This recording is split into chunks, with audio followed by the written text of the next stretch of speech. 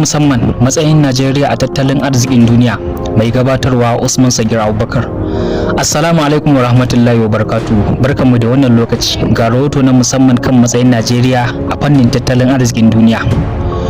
Rahotanni daga World Bank da International Monetary Fund sun nuna cewa Najeriya tana daga cikin manyan kasashe masu tattalin arzikin duniya. Najeriya na matsayi na kusan 30 zuwa 32 idan aka duba girman tattalin arziki wato GDP.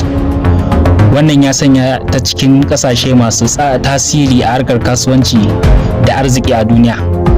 A nahiyar Afirka kuma, Najeriya na cikin kasashe uku mafi girman tattalin arziki tare da South Africa da kuma Egypt. Masana sun bayyana cewa yawan jama'a, arzikin man fetur da kuma bunƙasar kasuwanci na daga cikin manyan abubuwan da suka taimakawa wajen wannan matsayi. Sai dai duk da haka, Najeriya na fuskantar ƙalubale da dama da suka hada da talauci, rashin aikin yi da kuma matsalolin tsaro. Haka kuma hauhawar farashin kayayyaki da kuma sauyin darajar kuɗi na ci gaba da shafar rayuwar al'umma. Masana na ganin cewa idan aka inganta tsaro da samar da ayyukan yi, Najeriya na da damar ƙara bunƙasa tare da inganta rayuwar jama'a. Wannan rahoto ya zo muku ne daga Garkuwa Radio and TV.